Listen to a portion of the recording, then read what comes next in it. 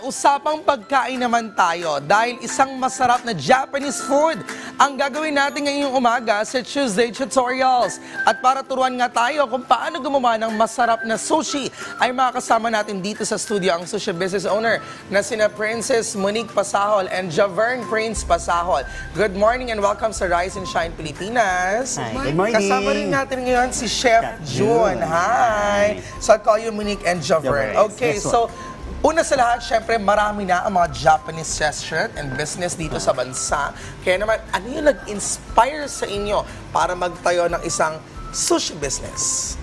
Siguro po, bilang isang mahilig din po sa mga Japanese food, ever since po kami talaga, yun po yung gusto namin, favorite po namin. So, alam natin na medyo pricey po talaga si Japanese food. So, nag-come up kami ng medyo masa.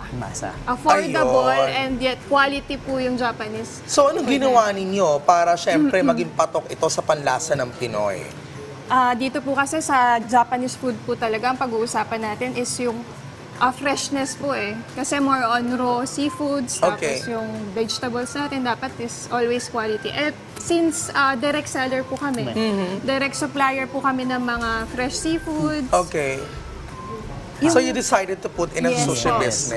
Opo. Alright, so syempre, hindi lang tayo po ay nasa ating Tuesday Tutorials. Ano ba yung mga pangunahing sangkap o ingredients ang kailangan natin for our sushi na gagawin today? Okay. For today, susubok tayo nung California Maki. California Maki. So, yung main ingredients natin, syempre, yung ating Japanese rice. Okay, na meron sticky din- yan. Oh, yes. So, then, meron tayong cucumber, mango, and kani. Okay. Then, ebiko. Yan. Okay, Ayan yung main- ebiko. Yes, Alright, ebiko. sige, sige. Alright, so let's start now with our sushi making. Okay. Sige. So, yan. So, una, kuha tayo ng rice. Then, lalagyan natin dito sa ating nori. Yan. Ito yung nori. Dito natin nilalagay yung rice. Ayan, so may nori po tayo. Ay, ang galing nga. Talagang Ayan. parang Ayan. bilang lalagyan sticky yung rice natin. So, ito yung sushi mat natin. So, Ngayon gagamitin natin pang roll sa Pang-roll. Ayun. So ngayon, nilalagay po yung ating Japanese rice sa ating nori. Talagang very sticky siya. And Ayan. we'll use our, anong tawag dyan? Sushi mat. Sushi mat. Okay. And then Ayan. sunod natin yung ebiko. Ebiko. Ayan, lalagyan na natin yan sa rice. Talagang lagi meron yan eh. Makikita mo yun sa mga sushi ganyan color eh. Oo. Fish raw po siya. Fish raw. Okay, how do we make sure, syempre, na talagang masisiguro natin yung quality na ginagamit natin na isda or ibang ingredients sa sushi ay dapat, syempre, maayos at angkop sa ating sushi recipe na ating ginagawa. So, syempre, pag ganyan, syempre, make sure natin na fresh yung mga vegetable na Okay. gamit natin. Yan naman yung number one dyan eh. Oo, ayun. kasi yun ang mga mabilis masira Yes, eh. oo. Then, pag yung mga other sushi naman, so syempre, make sure din natin na fresh din yung natin, yung mga fish na ginagamit. Oo. Ang dali lang, no? Nilagay lang bigla itong kani natin and then the Yes. cucumber Nagsama and the natin. mango. Ayan, Yan, after yan, na-roll na-roll na na agad. natin. Ang bilis pala siyang gawin. Di ba? Kung talagang pakyawan ang gawahan dito, 2 minuto bilis. tapos agad ni Chef Jun yan. Di ba? O currently po ngayon, hinahati na natin siya. Ayan, hinati sa 2, hinati sa 4. So sa isang roll, ilan ang pwedeng magawa? 8? 8 po. 8. Eight pieces Ayan. po.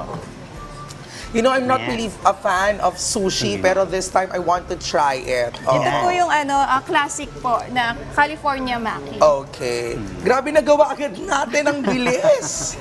Diba? Yan. Alright. Sige, sige. Maganda matikman natin siya gamit ang ating chopsticks. And of course, meron tayong, ano tawag sa sauce na Kikoman. yun? Ayan. Kikoman. Kikoman. Okay. Yan. Sige, let's try. Alright. Ayan. Okay. Sige. Uy! Ang sarap! Kakain ako ng sushi. Yan. Ubusin ko lang in fairness. Maganda siguro ma-invite natin mga co-host ko dito. Yes po. Tara Para po, matikman niyo yung yan. sushi. Ito po. Ayan. So, here goes your chopsticks. Ayan. Meron pa po kaming iba. Ang sarap. Alam mo, in fairness, hindi ko natatanungin to kung mahirap ba gumawa kasi madali lang siya at ang sarap. Oo. Ito may ibang variety. Ay, maganda nga itong pang Noche Buena rin, Yes ano? Yes po. Saka New Year bilog po siya. Ay, correct. Pag New year bilog. Uy, ang sarap talaga. Sige po, try niyo po. Sige, Pero si try Prof, niyo po. hindi talaga kumakain nito. Hindi ako makain ng sushi. Pero First time ko ngayon, kumain. Kasi parang hindi sa akin pasok sa panlasa ko na may kasamang mangga. Sinubukan mo yung Tikman sauce. natin. Oo, ang sarap ng sauce, in fairness Okay. naman. Ayan. Pero ako may tanong ako dito sa sashimi. Well, anong difference niya? Kasi 'di ba sa palengke may mga nakikita tayo na anong tawag dito sa Salmon. Oh, salmon na Salmon. binibenta. Salmon. Yes. So anong difference nun sa ginagawang pang sashimi? Actually, yung kumbaga sa atin, so tinuto kasi natin siya ng maayos. So tinitrim natin siya ng maayos. So kumbaga na make sure na yung quality na fish na gagamitin natin is for sashimi grade.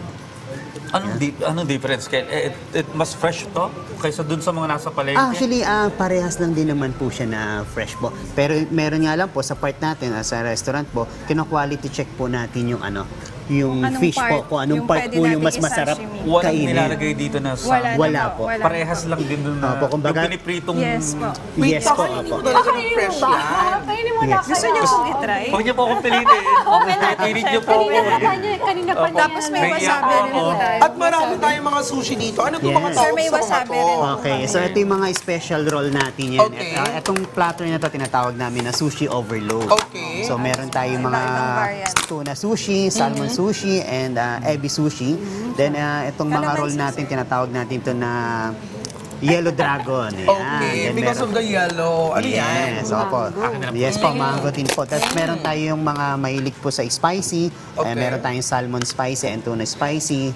Alam mo, Then, Wanda, nung bata ako, pinagtripan ako sa kulay green na to. yes po, yung wasabi po. Wasabi. Ay, hindi. Iiyak ako after. Patry nyo kaya kay Prof P yung sauce na may konting wasabi. Para may... Yeah. Para Sige, ma- Lagyan po natin ng konti. Para may... Ito po yung wasabi po. Lagyan natin. Ayan. Pwede mo rin siyang ilagay dun sa mismo. Baka umiyak ulit ako. Konti lang po, konti Hindi lang. ako, katahanin niyo ako. Sige, yan Yan, natin. konti lang po. Konti lang Ayan, para pwede rin. ma-experience ni Prof yung Diba? merong konting Why wasabi. not? Japanese natin. food for breakfast. Wasabi. Medyo may anghang po na siya. May anghang. Okay lang, sanay ako sa maanghang. Ayan. Ayan, so our California Japanese na maki. Japanese. Lalagyan natin ng ating, ano pag sauce na to ulit? Kikoman po. Kikoman. na Wasabi. wasabi. Ayan. Uy, maganda yung nabigay kanina na tutorial. Pwede niyong gawin na rin sa mga bahay. Yes po, pwede po. Ano, how was So, it? kamusta yung anghang niya? Hindi ako lang. Okay. Okay, damihan Konti. pa natin. More pa. Okay, etong ang difference Mataas ng... ang tolerance ko sa anghang ngayon. Ang difference ng wasabi sa pangkaraniwan na sili, yung wasabi, maanghang siya, pero may few seconds lang eh. Mawawala Yes na po. po Mawawala siya. na rin. Walang after effect. Yes. Oh, hindi katulad ng Sili. sili na naglilinger sa dila, panlasa mo, hanggang kahit uminom ka na ng tubig. Eto, may panandalian lang eh. Saglit lang po siya. Tikman mo na, Audrey. Kumain ka na, go ahead. Ako, isa pa. Try Damihan ka na. natin. Hindi pa, ay, dito tayo sa sauce. Damihan natin yun.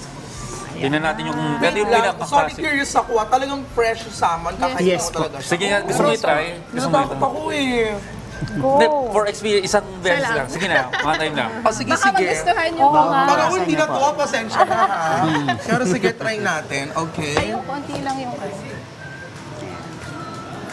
Baka maligtagan. Nagugustuhan niyo, sir. Ayan. Nagugustuhan.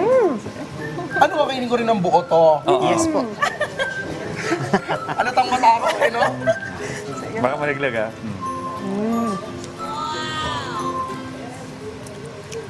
Diba? Ay, ang sarap! In fairness! Uy, nakakot. Thank you, Rice and Totoo Shine yan, Pilipinas. totoo yan. Ako, walang halong From now on, eme. na siya. Takot kasi ako kumain, baka ako sumakit siyan ko dahil hindi luto. So, para sa mga ka-RSP natin, takot na kumain ng fresh food na hindi luto. Ito na yun. Kumain po kayo. Balitaan ko kayo pag sumakit yung siyan ko, pero fresh naman to. Okay. Ayan, well, maraming salamat sa pagsama po sa amin dito sa Rice and Shine Pilipinas para sa ating Tuesday tutorial kung paano gumawa ng sushi. Princess Monique Pasahol at Javon Prince Pasahol, thank you so much. At binusog nyo rin kami Yes. ngayong umaga ito. Ang sarap. Ay, happy 46th wedding anniversary, Mr. Oscar Heneta and Miss Alice Heneta. Kao ka, happy anniversary. Ayan.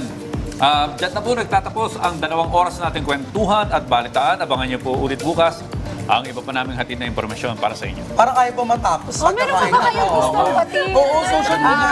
Ayun, siyempre, invite Bisitahin lang niyo po yung branches po namin sa Araneta, sa Eton Centris, And Sa Taguig, Don Tonyo po. Antonio. Ayun. At saka yung mga upcoming branches pa po Po namin namin. mag-open. Wow, congratulations. Yes, open na rin po kami for Oo. franchise At bukod din sa po. i-follow niyo sila, huwag niyo rin po kalimutan i-like at i-follow ang aming official social media pages at Rise and Shine Pilipinas sa Facebook, YouTube, at Instagram.